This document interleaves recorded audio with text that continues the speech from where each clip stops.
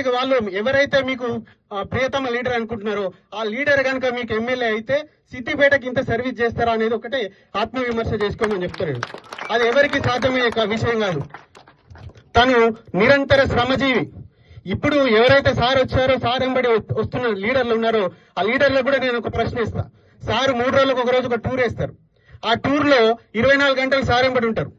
తెల్లారు వస్తారనుకోండి, అట్లా 4 రోజులు కంటిన్యూ చేస్తే 4వ రోజుకి ఎవ్వరు కనబడరు, మీరు అలసిపోతారు. కానీ ఆయనకు అలసట లేదు.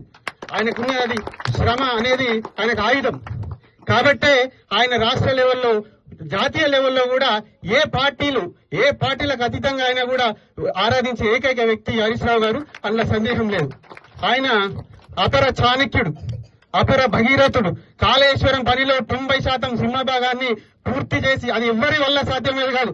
రాత్రి ప్రగళ్ళు ప్రాజెక్టుల దగ్గర పడుకొని నిరంతరం కృషి చేస్తే తప్ప ఆ ఫలితాలు ఇప్పుడు మనం అనుభవిస్తున్నాం.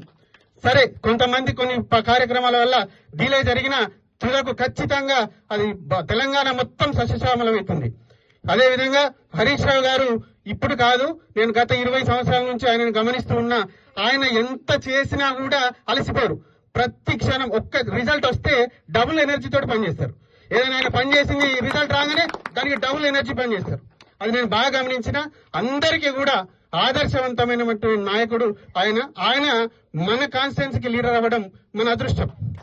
నేను మళ్ళీ చెప్తాను, ఈ మధ్య ఏమైందంటే చాలా మంది ఇత్తడిని చూసి బంగారం అనుకుంటారు. బంగారం ఏదో ఇత్తడి ఏదో తెలుసుకోలేకపోతే అది నష్టం అనేది ప్రతి తరాలు అనుభవించాల్సి వస్తుంది. ఆల్రెడీ ఒకసారి తప్పు చేసి ఎంత శిక్ష అనుభవిస్తున్నామో ఇప్పటికే అర్థమైంది. దయచేసి మెయిన్ గా యువకులకు చెప్తున్నా, నేను దయచేసి ఇది ఆత్మ పరిశీలన చేసుకోవాలి. మళ్ళీ అదే క్వశ్చన్ వేస్తున్నా.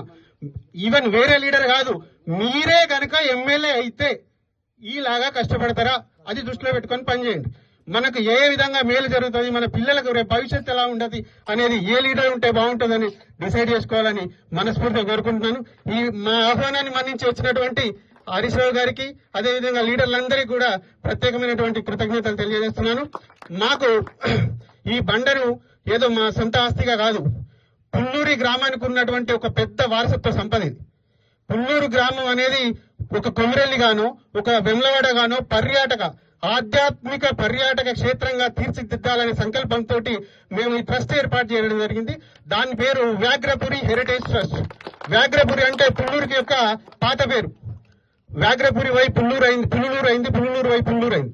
కాబట్టి ఆ వారసత్వ సంపదను కాపాడాలి, రేపు ప్రజలకు దీన్ని ఒక పెద్ద ఆస్తిగా అందించాలనే సంకల్పంతో దీన్ని ఆధ్యాత్మిక పర్యాటక క్షేత్రంగా తీర్చిదిద్దాలనే సంకల్పంతో స్టార్ట్ చేసాం తప్ప ఇందులో ఎవ్వరికి ఎటువంటి స్వార్థం లేదు. పూర్తిగా నిస్వార్థంతో సేవ చేయాలనే ఉద్దేశం కొద్ది రావడం జరిగింది.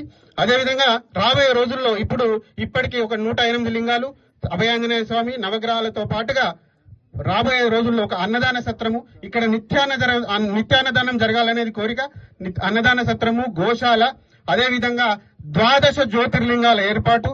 ఇంకొకటి ఏంటంటే, మాకు బండ మీదకి ఎక్కుతుండగానే లెఫ్ట్ టు రైట్ సైడ్ లో చిన్న ఫారెస్ట్ లాగా ఉంటది.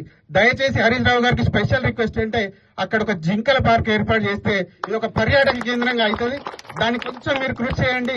మా తరఫున జరగాల్సిందంతా మేము చేస్తాం. ఈ విధంగా 4-5 పెద్ద కార్యక్రమాలు పెట్టుకొని ముందుకెళ్తున్నాం.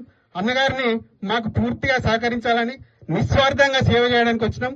మాకు సహకరించి మీ చల్లని దీవెన మా పుల్లూరు మీద ఉండాలని, ఎటువంటి నాయకులు ఏ తప్పులు చేసినా దయచేసి క్షమించి మాకు మీ చల్లని చూపు ఉండాలని మనస్ఫూర్తిగా కోరుకుంటూ